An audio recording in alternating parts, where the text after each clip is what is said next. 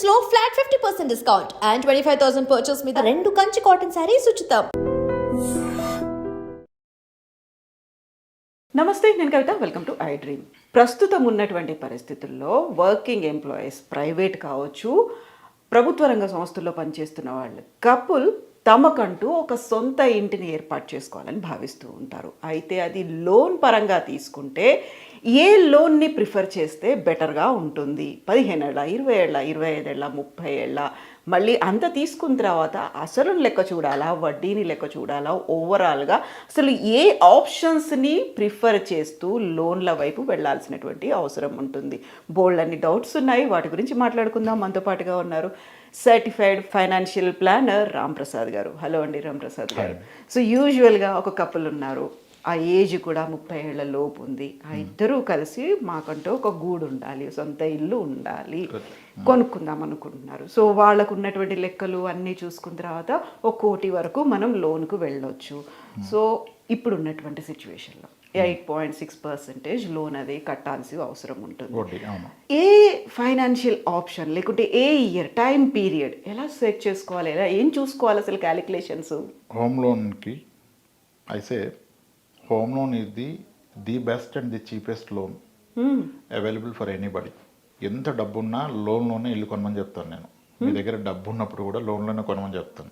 అయితే రామప్రసాద్ గారు, ఇక్కడ ఒక చిన్న డౌట్. ఇప్పుడు రెంట్ హౌస్లో ఉన్నామంటే ఆ రెంట్ అనేది మనం ఓనర్కి కడుతున్నాం. ఇప్పుడు హోమ్ లోన్ తీసుకుని ఒక అపార్ట్మెంటో, ఒక ఫ్లాటో, ఒకటి ఇల్లు ఇండిపెండెంట్ తీసుకున్నాము అనుకుంటే మనం రెంట్కుంటున్నాము, కాకపోతే ఈ రెంట్ అంతా బ్యాంకర్కి కడుతున్నాము అనే ఒక ఆలోచన ఉంటుంది. టిపికల్గా ఒక 1 crore హోమ్ లోన్ తీసుకుంటే అంటే 8.6 రేట్ ఆఫ్ ఇంట్రెస్ట్లో ఒక 20 years లోన్ పెడితే ఈఎంఐ ఎంత వస్తుంది? ఎవ్రీ మంత్ మీరు రాసుకున్నారు కదా, ఇప్పుడు ఉంది. సో 20 years కాబట్టి ఎంత వస్తుంది మంత్లీ ఈఎంఐ? 87,416 అనేది ఉంది. అంటే మీరు తీసుకున్న లోన్ అమౌంట్ ఎంత? 1 కోటి రూపాయలు. 20 ఏళ్ల పాటు పెట్టారు. పెడితే నెలవారీ మీరు కడుతున్న ఈఎంఐ అంటే ఇంట్రెస్ట్ ప్రిన్సిపల్ 2 కడుతున్నారు, వడ్డీ కాదు. 87,000 రూపాయలకి మీరు అసలు ప్లస్ వడ్డీ కడుతున్నారు. నాకు ఒక విషయం చెప్పండి, మీకు ఎక్కడైనా 1 కోటి రూపాయలు అప్పు 87,000 వడ్డీకి పుడుతుందా? నెలకి 87,000 కడతాండ్రా, నీకు ఇంట్రెస్ట్ అంటే అవును ఇస్తాడా? 1 కోటి రూపాయలు ఇక్కడ ఇచ్చాడు కదా మీకు. మళ్ళీ అప్పుకి ఇల్లు మీ ఉండేది మీరు, మన పేరుతో మనమే ఓనరు, ఎమోషనల్గా హ్యాపీ. 87,000 వడ్డీ కడితే అసలు ప్లస్ వడ్డీ, మళ్ళీ వడ్డీ కాదు, పూర్తి వడ్డీ కాదు, అది మీకు 1 కోటి రూపాయలు అప్పు పుట్టింది. ఇంకెక్కడైనా 1 కోటి రూపాయలు వస్తాయి 87,000 వడ్డీకి. అది చీపెస్ట్ లోను. మళ్ళీ ఈ మంత్ 87,000 కడతారు, దీంట్లో 6,000 7,000 ప్రిన్సిపల్ అడ్జస్ట్ చేస్తాడు. నెక్స్ట్ మంత్ మళ్ళీ 87,000 కడితే దాంట్లో ఒక 10,000 ప్రిన్సిపల్లోకి వెళ్ళిపోద్ది. నెక్స్ట్ మంత్ 14,000 వెళ్ళిపోద్ది. 1 year తర్వాత చూస్తే మీ 1 కోటి రూపాయలు కాస్త మేబీ 99 లక్షలు ఉంటుంది. 99,20,000 30,000 అంటే ఇన్ ఏ ఇయర్ మీరు కట్టే దాంట్లో అసలు కూడా కొంత తీర్చగలిగారు. అసలు ఫస్ట్ అర్థం చేసుకుని ఇంత చీప్ లోన్ ఉందా? లేదు కదా. ఇప్పుడు నెక్స్ట్ అప్లికేషన్ ఏమొస్తుంటే, సరే అది నిజమైనా ఒక ప్రైవేట్ సెక్టర్ అన్ని ఇయర్స్ ఎలా కడతాడు? 20 ఏళ్ల పాటు, 30 ఏళ్ల పాటు, ఎందుకంటే జాబ్ సెక్యూరిటీ అనేది లేదు అనే మాట ఉంది. లేదు కదా, అన్నేళ్ళు ఎలా కడతాడు? ఇప్పుడు అన్నేళ్ళు కట్టనని చెప్పేసి నేను అదే పనిగా భార్యాభర్తలు వస్తున్న పూర్తి సంపాదన లోనే క్లోజ్ చేద్దాం అనుకుంటే వడ్డీ కట్టాల్సిన అవసరం లేదు కదా, 5 ఏళ్ళు తీర్చేస్తే అయిపోయిందిగా. మరి 5 ఏళ్ళలో లోన్ తీసేసాడు, ఈ లోపు ఉద్యోగం పోతే ఎలా బ్రతుకుతారు మేడం? ఆ లోన్ ఉండడం సేఫ్. మీ దగ్గర తీర్చే డబ్బు ఉన్నప్పటికి కూడా తీర్చకుండా దాన్ని ఎక్కడ ఇన్వెస్ట్ చేసుకోండి. ఇప్పుడు మ్యూచువల్ ఫండ్స్ ప్రాచుర్యంలోకి వచ్చాయి, 12% ఇస్తాయి మ్యూచువల్ ఫండ్స్. 12%. ఈ లోన్ ఎంత? 8.7. ఆ డబ్బు పెట్టి లోన్ తీర్చే బదులు అదే డబ్బు మీరు 12%లో పెట్టుకుంటే రేపు పొరపాటున మీ ఉద్యోగం పోయినా అప్పటిదాకా కూడబెట్టిన సొమ్ముతో మీరు లోను కట్టొచ్చు, మీ లైవ్లీహుడ్ వెళ్ళిపోద్ది. ఆ పాయింట్ మిస్ అయిపోతున్నారు. హోమ్ లోన్ ఉంటే ఇదేదో భారం, దీన్ని దించేయాలి, త్వరగా క్లోజ్ చేయాలి అంటాం చాలా తప్పు. దాని మీద పడిపోతున్నారు. సో ఇప్పుడు ఈ ఆప్షన్ కూడా ఉంది కాబట్టి 30 ఏళ్ల బదులు 15 ఏళ్ళు 20 ఏళ్లలోనూ క్లోజ్ చేసుకోవచ్చు కదా. మీ దగ్గర ఉంటే ప్రీ క్లోజ్ చేయొచ్చు, ఉన్నా చేయొద్దు అంటాను నేను. హోమ్ లోన్ ప్రీ క్లోజ్ చేయడం కన్నా తప్పు పని ఇంకోట్లేదు. ఫైనాన్షియల్గా అతిపెద్ద మిస్టేక్. అంటే ఇప్పుడు తక్కువ వడ్డీకి వచ్చిందని క్లోజ్ చేయకూడదు, మనం ఎక్కువ వడ్డీకి వస్తే క్లోజ్ చేయాలి. ఇప్పుడు ఒక సింపుల్ లాక్ చెప్తాను. ఇప్పుడు వాడుక భాషలో చెప్పాలంటే, ఇప్పుడు మీరు ఒక వ్యక్తి దగ్గర అప్పు తీసుకున్నారు, ఎంతకి 8.6 అంటే ఎంత? 60 పైసలు వడ్డీ, 70 పైసలు వడ్డీ. వాడుక భాషలో 70 పైసలు వడ్డీ. 70 పైసల వడ్డీకి అప్పు తెచ్చుకున్నారు, మీ దగ్గర డబ్బు ఉంది, మీరు అప్పు తీర్చగలరు. కానీ ఈ గ్యాప్లో ఇంకొక అతను వచ్చాడు, అతను ₹20 అడుగుతుండే మిమ్మల్ని. ఇతను కూడా గ్యారంటీ ఇస్తాడు మీకు వెనక్కి. అప్పుడు మీరు అప్పు కట్టడం సరైన పనా, ఇతనికి అప్పు ఇవ్వడం సరైన పనా? You are making the difference money కదా as a profit. That's what investment కదా. చీప్గా లోన్ వచ్చినప్పుడు దాన్ని ఎందుకు క్లోజ్ చేస్తారు? అదే డబ్బు ఇంకో దగ్గర పెట్టుబడి అయితే ఎక్కువ వస్తుంది కదా. ఇప్పుడు ఇక్కడ పెట్టుబడి పెట్టడం వల్ల మీకు అప్పు ఉంది, అప్పుకు ప్యారలల్గా మీరు ఒక అసెట్ బిల్డ్ చేస్తున్నారు. రేపు ఇబ్బందికర పరిస్థితులు వస్తే దీంతో మీరు ఫ్యామిలీ గడిచిపోద్ది. ఫైనాన్షియల్ ఫ్రీడమ్ కావాలని కోరుకున్నారు. ఫ్రీడమ్ అంటే ఏంటి? డబ్బు కాదు, టైం. ఎన్ని నెలలు మీ పాకెట్లో ఉందనేది మీ ఫ్రీడమ్. రేపు ఇన్కమ్ ఆగిపోతే ఎన్ని నెలలు మీరు ఎవరి మీద ఆధారపడకుండా బ్రతకగలరు. That is called financial freedom. ఇప్పుడు నాది 50 లక్షలు ఇంకా లోన్ అవుట్స్టాండింగ్ ఉంది, 50 లక్షలు కష్టమే సంపాదించాను, ఈ 50 లక్షలు కడితే అయిపోయింది లోను. కానీ రేపటి నుంచి మళ్ళీ ఇన్కమ్ వస్తేనే కదా బ్రతుకుతాను. అదే ఈ 50 లక్షలు నేను ఒక బ్యాంక్లో వేసుకుంటే, మ్యూచువల్ ఫండ్లో వేసుకుంటే, రేపు నా ఉద్యోగం పోయినా దాని ఈఎంఐ ప్లస్ నా లైవ్లీహుడ్ 1,50,000 నెలకున్నా ఈ 50 లక్షల్లో ఒక 30 నెలలు బ్రతకగలుగుతానుగా. 3 ఇయర్స్ అంటే నా పాకెట్లో 3 ఇయర్స్ ఉంది. అందుకంటే ఏం కావాలి ఒకరికి ధైర్యం. అదే మీరు లోన్ క్లోజ్ చేస్తే ధైర్యం ఉంటుందా? సో హోమ్ లోన్ ఎట్టి పరిస్థితుల్లో ప్రీ క్లోజ్ చేయకూడదు. అందరూ అనుకునేది ఏంటంటే ఇంత వడ్డీ కడుతున్నాను. కట్టట్లేదు నువ్వు వడ్డీ ఏమి. నువ్వు ఎంత వడ్డీ అంటే వాల్యూమ్ చూడొద్దు, రేట్ ఆఫ్ ఇంట్రెస్ట్ ఇది బాటమ్ లైన్. ఎంత పర్సంటేజ్ కడుతున్నావు అనేది మ్యాటర్. 70 లక్షలు కడతాం సార్, 1,20,00,000 కడతాం సార్, 1,30,00,000 కాదు. ఈరోజు కడుతున్నావా? రాను దాని విలువ తగ్గిపోతుంది, డబ్బు విలువ. ఇప్పుడు మీరు అన్నట్టుగా టిపికల్గా 1 crore లోన్ తీసుకుంటే ఆ ప్రాపర్టీ ఆల్మోస్ట్ 1,30,00,000 ఉంటుంది. 1 కోటి రూపాయలు లోన్కి వెళ్ళాడంటే కదా. నిజమే. ఈయన వుడ్ వర్క్ అంతా చేసుకుంటే 1,30,00,000, 1,40,00,000. 30 ఇయర్స్ తీసుకుంటే ఈఎంఐ ఎంత చూడండి మీరు. 30 ఇయర్స్ పడితే 77,600 రూపీస్ ఉంది. 30 ఇయర్స్ తీసుకుంటే కదా 77,000 రూపీస్ ఉంది. ఇప్పుడు మనం ఇందాక గత వీడియో మాట్లాడుకుంటుగా 1,30,00,000 అపార్ట్మెంట్ అంటే నెలకి రెంట్ 30,000 ఉంటుంది. 10 ఏళ్ళకి రెంట్ రెట్టింపు వద్దన్నాను కదా. ఒక 10 ఏళ్ళు పోతే రెంటే వస్తుంది కదా 70,000 మీకు. అప్పుడు ఒకవేళ అందరూ అప్గ్రేడ్ అవుతారు. ఈ రోజు కొన్నప్పుడు ఇది అనుకుంటాం కానీ ఎవరు వాళ్ళ రిటైర్మెంట్ హౌస్ ఈరోజు డిసైడ్ చేయలేరు. మనం గ్రో అవుతాం, అప్గ్రేడ్ చేస్తాం. ఈరోజు డ్రీమ్ డబుల్ బెడ్రూమ్, రేపు డ్రీమ్ ట్రిపుల్ బెడ్రూమ్, ఎల్లుండి విల్లా, ఇంకేదో అవుతుంది కదా. సో 10 ఏళ్ళ తర్వాత ఇతను కట్టాల్సిన ఈఎంఐ విల్ రిమైన్ సేమ్, పెరగదు. యాక్చువల్గా అందరూ అదొక విధంగా మోసం చేస్తారు, పెరుగుతుంది కదా రేట్ ఆఫ్ ఇంట్రెస్ట్, అది కూడా చెప్తాను. పెరగకుండా ఇదే ఉంటే మీ అదే 70,000 అయినప్పుడు ఇంకా మీకు టెన్షన్ ఎక్కడిది? దాన్ని అదే కట్టుకుంటుంది కదా. 10 ఏళ్ళు పోషిస్తే తర్వాత దాన్ని అది పోషించుకుంటుంది. లోన్ తీరాక మళ్ళీ పూర్తిగా మీ రిటైర్మెంట్ ఫండ్ కింద ఉపయోగపడుతుంది కదా. రెంట్ పెరుగుతుంది కదా, దాన్ని ఫ్యాక్టర్ చేయరే. కానీ ఇక్కడ వడ్డీ పెరగట్లేదు. అందరూ వడ్డీ పెరుగుద్ది అంటారు. యాక్చువల్గా గ్రోయింగ్ ఎకానమీలో వడ్డీలు పెరగవు మేడం, తగ్గుతాయి. మీరు చూస్తే 2002, 2003 టైంలో 12-14% ఇంట్రెస్ట్ ఉండేది. 2014 నాటికి 9కి వచ్చింది. తర్వాత ఒకనొక టైంలో కరోనాకు ముందు 6.9కి వెళ్ళింది హోమ్ లోన్ ఇంట్రెస్ట్. 6.9, 7కి వెళ్ళింది. కరోనా తర్వాత 7 నుంచి ఇప్పుడు 8.5, 9కి వచ్చింది. అంటే ఒక 20 ఏళ్ళు చూస్తే మీరు హోమ్ లోన్ ఇంట్రెస్ట్ తగ్గుతుంది. కాస్త ఓపిక్గా డేటా చూడాలి. మధ్యలో అప్పుడప్పుడు కరోనా వల్ల పెరిగింది. అది కూడా ఎంత పెరిగింది? 7 కాస్త 9 అయింది. యూఎస్లో 2% కాస్త 4.55 అయింది. యూరోప్లో అలాగే పెరిగిపోయాయి. మన దగ్గర చాలా తక్కువ పెరిగింది. డెఫినెట్గా తగ్గుతుంది.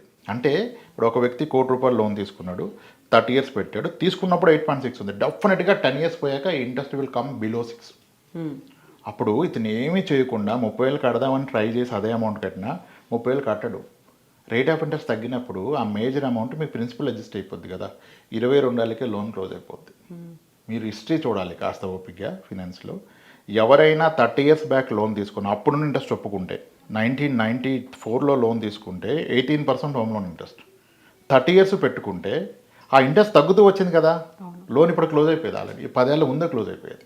ఇది పాయింట్ పట్టుకోరు. అంటే ఎమోషనల్గా అందరు ఇది బర్డెన్ అని ఫీల్ అవుతున్నారు కాబట్టి హోమ్ లోన్ ఎలా ప్రీ క్లోజ్ చేయాలి. సో ఎర్లీగానే ప్రీ క్లోజ్ చేసుకోవచ్చు అనేటువంటి ఆఫర్లు కూడా వచ్చిన తర్వాత అది కూడా టెంప్టింగ్ అనిపిస్తుంది. ప్రైవేట్ సెక్టర్ వాళ్ళు క్లోజ్ చేయొద్దు.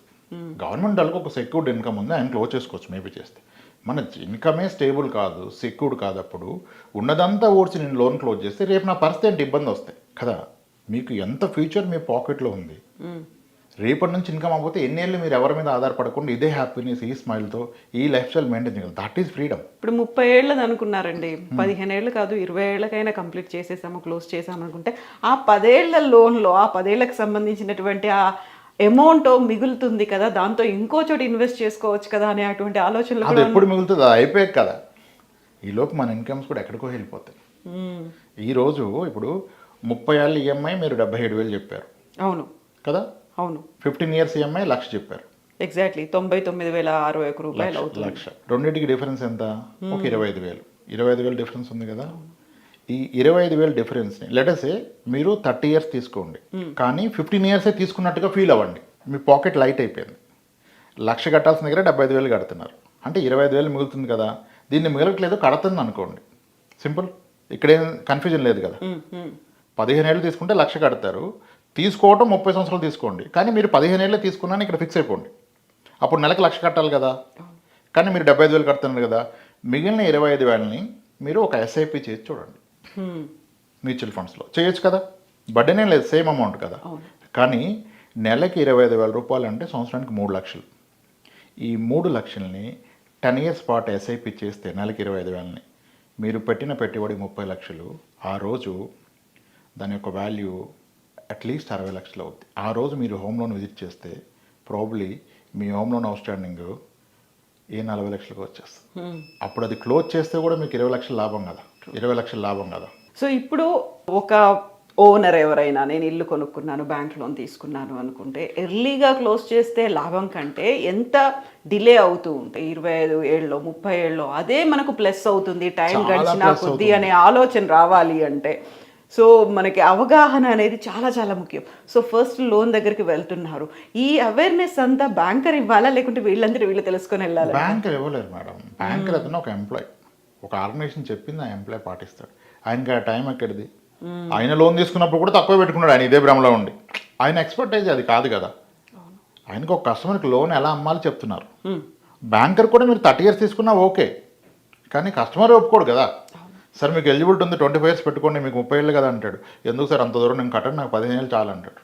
ఎందుకంటే అన్ని వీడియోలు చూసి ఫిక్స్ అయిపోయాడు కదా. ఇప్పుడు మళ్ళీ ఈ లెక్కలన్నీ చూస్తే 15 ఏళ్లకి సంబంధించి చూసుకుంటే ఓవరాల్గా 1 కోటి తీసుకున్నప్పటికీ 1,78,00,000 కడుతున్నాడని, 30 ఏళ్ళు అనేసరికి 2,79,00,000 అనేది అక్కడ చూపిస్తుంది. అంటే కొంచెం టైం తగ్గింది అనుకోండి, 15 ఏళ్ళు 30 ఏళ్ళది కాస్త 15 ఏళ్ళు క్లోజ్ చేస్తే నాకు 1 కోటి మిగులుతుంది కదా అని ఈ లెక్కలు ఉంటాయి కదా. కానీ ఈ టైంలో ఆ డిఫరెన్స్ అమౌంట్ మీరు ఇన్వెస్ట్ చేస్తే అద్భుతాలు జరిగిపోతాయి. అప్పులు ఉన్న వాళ్ళు ఇన్వెస్ట్మెంట్ పెట్టొద్దని కూడా నేనే చెప్తాను. కానీ హోమ్ లోన్ అనేది ఒక మంచి అప్పు. బాడీలో చెడు కొలెస్ట్రాల్ మంచి కొలెస్ట్రాల్ ఎలా ఉంటుందో మనకు ఉండే అప్పుల్లో ఒక మంచి అప్పు ఏదంటే అది హోమ్ లోన్. దాన్ని ఉంచుకోవాలి, అది ఉంటే మంచిది. అలా అని దాన్ని క్లోజ్ చేసే స్తోమత మనకు ఉన్నప్పుడు ఆ మనీని వృధా చేయకుండా పెట్టుబడిగా పెట్టండి. అప్పుడు ఏం చేస్తున్నారు, మీకు అప్పు ఉంది లైబిలిటీ, దాని ప్యారల్గా మీరు ఒక అసెట్ బిల్డ్ చేస్తున్నారు. ఆ అసెట్లో మీకు ధైర్యం బిల్డ్ అవుతుంది, మీ ఫ్యూచర్ బిల్డ్ అవుతుంది. ఇప్పుడు ఒక హోమ్ లోన్ క్లోజ్ చేయడానికి 10 లక్షలు ఉంది, ఆయన చేయకుండా నా మాట విని 10 లక్షలు ఏ మ్యూచువల్ ఫండ్లోనో ఏ స్మాల్ ఫైనాన్స్ బ్యాంక్లోనో ఎఫ్డీ చేసుకున్నాడు. రేపు కష్టకాలం వస్తే ఈ 10 లక్షలు ఆయన పోషిస్తుందిగా ఒక 10 నెలల పాటు, సరే ఒక 6 నెలల పాటు, అటు ఈఎంఐ ప్లస్ మీ లైవ్లీహుడ్. మరి ఈ మంచి ఆలోచన కదా ఇది చెయ్యాలి. ఎవరు అది చెయ్యట్లేదు. హోమ్ లోన్ అనగానే క్లోజ్ చేయడం గొప్ప విషయం, ఒక బర్డెన్. అది బర్డెన్ కాదు, ఉంచుకోవాల్సిన బర్డెన్, అది దించాల్సిన బర్డెన్ కాదు. కానీ అందరూ మిస్లీడ్ అయిపోతున్నారు. ఎంత బర్డెన్గా భావించినప్పటికీ కూడా కంటిన్యూ చేయాల్సిందే ఇంకా దాన్ని. ఆ బర్డెన్ కాదు, ఫస్ట్ ఆఫ్ ఆల్ అది దించుకుంటే మీరు మీ ఇబ్బందులు మీరు కొని తెచ్చుకున్నట్టే. ఇప్పుడు చాలామంది ఫట్టు తీసేస్తారు, మళ్ళీ లోన్ కావాలనుకుంటాడు వేరే అవసరానికి, మళ్ళీ దీని మీద మార్ట్గేజ్ లోన్ తీసుకుంటాడు. లోన్ ఏమో ఉన్నప్పుడు క్లోజ్ చేసావు, ఇప్పుడు దాన్ని ప్లెడ్జ్ చేసి లోన్ తీసుకుంటే ఇంతకుముందు హోమ్ లోన్ కన్నా ఇది ఒక 1% ఎక్కువ రేట్ ఆఫ్ ఇంట్రెస్ట్ వస్తుంది. అదే క్లోజ్ చేయకుండా తక్కువ ఇంట్రెస్ట్లో ఉండేది కదా. చాలామంది చేశారు, ఫట్ హోమ్ లోన్ క్లోజ్ చేసి ఇప్పుడు దాని మీద మళ్ళీ మార్ట్గేజ్ లోన్ తీసుకొని స్థలాలు కొంటారు. అదే నువ్వు చేయకుండా ఉంటే ఆ డబ్బే పక్కన పెట్టుకుంటే తక్కువ వడ్డీకి అప్పు ఉన్నది కదా. ఇప్పుడు ఎందుకు వడ్డీ పెంచుకున్నారు? హోమ్ లోన్ అనేది ది బెస్ట్ లోన్ అండి, అందరూ ఉంచుకోవాలి. అలా ఉంచుకొని నీ దగ్గర కట్టే స్తోమత ఉంటే కట్టొద్దని చెప్తున్నా, అలాంటి డబ్బులు వృధా చేయమని చెప్పట్లా, దాన్ని వేరే పెట్టుబడిగా పెట్టుకోండి. అప్పుడు మీకు డైలీ ప్రైవేట్ సెక్టర్లో ఉన్న ఒక కాన్ఫిడెన్స్ బిల్డ్ అవుతుంది కదా. మనకు డోకా లేదు. ఇప్పుడు మీ దగ్గర ఎంత ఆస్తులు ఉన్నాయనేది కాదు, మీకు ఎంత అందుబాటులో ఉన్నది అనేది మీకు నిద్రనిస్తుంది, ధైర్యాన్ని ఇస్తుంది. ఒక సెక్యూర్డ్గా ఉన్నాము అనే ఒక ఫీల్. ఎంత ఉందని కాదు, ఎంత అందుబాటులో ఉంది కదా. ఆస్తులు వేరు, ధనం వేరు. ఆస్తుపడు కన్నా ధనవంతుడు అవటం బెస్ట్ కదా, చాలా ఇంపార్టెంట్ కూడా. ఇది ధైర్యాన్ని ఇస్తుంది. ఈరోజు ప్రశాంతమైన నిద్ర ఇస్తుంది. ఈరోజు అంటే డిజిటల్ పేమెంట్స్ అన్నీ వచ్చి మొబైల్ పట్టుకుని ధైర్యంగా వెళ్తున్నాం. కానీ ఒకప్పుడు వ్యాలెట్లో డబ్బులు లేకపోతే బయటకు వెళ్ళి ఇంటికి వచ్చేసేవాడు. డబ్బులు లేకపోతే ఇంకా ధైర్యంగా ఏం చేయలేం కదా, అసలు ఏమీ చేయలేం. ఒక బస్ కూడా ఎక్కలేం, ఎవరు నడుకుంటాం 10 రూపాయలు. అంటే డబ్బు ధైర్యాన్ని ఇస్తుంది, ఆస్తులు ధైర్యాన్ని ఇవ్వవు.